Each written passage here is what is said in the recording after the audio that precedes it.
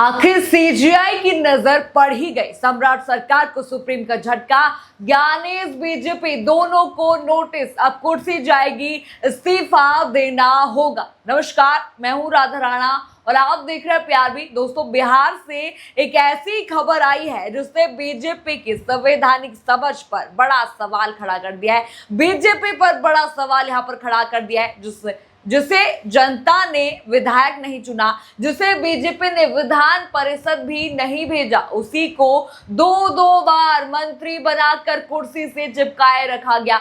सरकार को शायद ये लगा होगा कि मुख्यमंत्री बदल गया तो संविधान की 6 महीने वाली घड़ी भी रीसेट हो जाएगी। ये बीजेपी ने यहाँ पर सोचा था, लेकिन इस बार मामला सुप्रीम कोर्ट पर पहुंच गया है और अब सुप्रीम कोर्ट ने सम्राट चौधरी सरकार, मंत्री दीपक प्रकाश और चुनाव आयुक्त तक को नोटिस जारी कर जो है जवाब यहाँ पर मांगा है।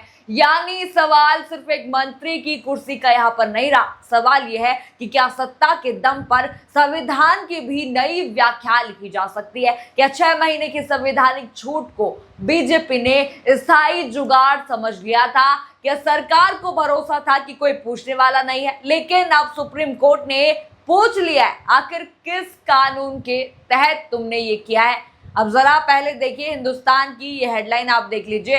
इन्होंने साफ लिखा है कि सुप्रीम कोर्ट से दीपक प्रकाश और सम्राट सरकार को नोटिस, कुशवाहा के मंत्री बेटे की मुसीबत बड़ी। साफ इन्होंने लिखा है, देखा आपने, देखा साफ यहाँ पर लिखा है कि यहाँ पर की दोनों को नोटिस चला जा चुका है। ये साफ यहाँ पर सुप्रीम कोर्ट ने कहा है। अब जरा इसी का ये आर्टिकल आप देख लीजिए। हिंदुस्तान की रिपोर्ट के मुताबिक सुप्रीम कोर्ट ने बिना विधायक या विधान परिषद का सदस्य बने दूसरी बार मंत्री बनाए गए दीपक प्रकाश, कुशवाहा, सम्राट चौधरी सरकार और चुनाव आयोग को नोटिस जारी कर दिया है। यानी सबको नोटिस जा चुका है। याचिका में कहा गया है कि दीपक प्रकाश पहले भी जो है करीब 5 महीने मंत्री रह चुके थे, उसके बाद सरकार बदल गई, लेकिन वे विधायक या विधान परिषद के सदस्य जो है नहीं बने। इसके बावजूद नई सरकार में उन्हें फिर से मंत्री बना दिया गया। दिलचस्प बात यहाँ पर यह है कि हाल ही में विधान परिषद की सीटों पर चुनाव हुए। बीजेपी चाहते ही तो उन्हें आराम से विधान परिषद जो है वो बेच सकती थी, लेकिन उन्होंने ऐसा नहीं किया। बहुमत उनके पास थी, लेकिन फिर भी उन्होंने ऐसा नहीं किया, भेजा नहीं गया। यहीं से पूरा विवाद जो है वो शुरू हो चुका है।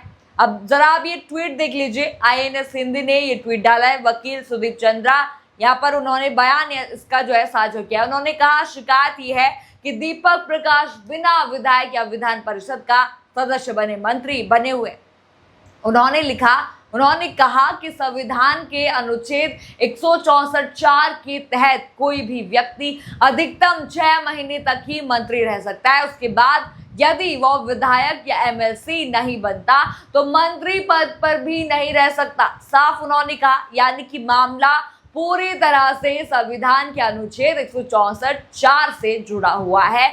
यानी साफ वकील ने यहाँ पर कहा है कि कोई भी व्यक्ति 6 महीने तक ही मंत्री रह सकता है, उसके बाद भी वो रह सकता है। यानी वकील यहाँ पर साफ कह दिया।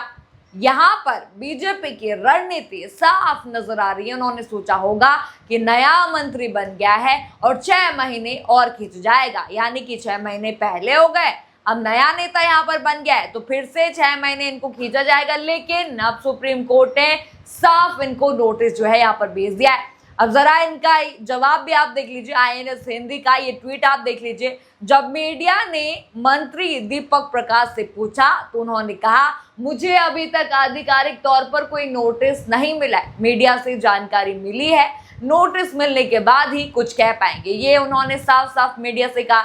यानी कि फिलहाल मंत्री जी अभी इंतजार में हैं, यानी कि बेसुध हैं वो। इस बात का उन्हें पता ही नहीं है कि नोटिस उन्हें मिला भी है या नहीं, उन्हें पता ही नहीं है। अरे भाई, अब तो जाग जाओ, ये गंदी राजनीति अब यहाँ पर मत करो। बीजेपी, अब मत करो ये राजनीति। लेकिन सवाल यहाँ पर ये भी है कि नोटिस मिला या नहीं मिला, उससे बड़ा सवाल यहाँ पर यह है क्या मंत्री बने रह सकते हैं। ये भी मैं आपको बता दूं, ये हो सकता है या नहीं, मैं जरा आपको विस्तार से यहाँ पर बताती हूँ। आप जरा कानून को आप समझिए। संविधान का अनुच्छेद है 164(4). ये कहता है कि अगर कोई व्यक्ति विधायक या विधान परिषद का सदस्य नहीं है तब भी उसे मंत्री बनाया जा सकता है, लेकिन सिर्फ 6 महीने के लिए। ये यहाँ पर साफ साफ इसमें कहा गया है इन 6 महीनों के भीतर उसे किसी सदन का सदस्य बनना ही होगा। अगर वो नहीं बना तो मंत्री पद उसे छोड़ना होगा, यानी कि सदस्यता जाएगी। यहीं से पूरा विवाद जो है शुरू हुआ।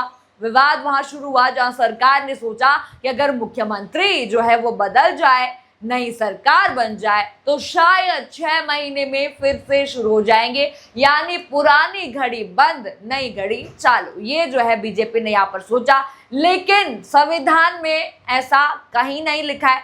यही बीजेपी का खेल जो है फंस गया। बीजेपी यहाँ खेला करने गई थी और खेला बीजेपी के साथ ही यहाँ पर हो गया।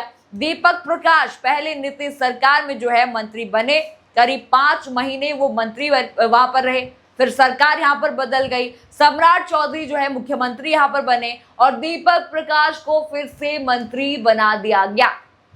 शायद सरकार को ये लगा होगा कि नई सरकार, नया मंत्रिमंडल, नई शपथ, मतलब नए 6 महीने, ये सरकार को लगा, या कहें तो सरकार जो है चाहती ही यही थी कि ऐसा हो। ये सरकार चाहती थी, लेकिन संविधान ने इनको रास्ता दिखा दिया है। संविधान ने यहाँ पर कहा कि ऐसा नहीं चलेगा, वरना कोई भी व्यक्ति विधायक बने बिना सालों तक सिर्फ शपथ लेकर मंत्री यहाँ पर बना रहेगा।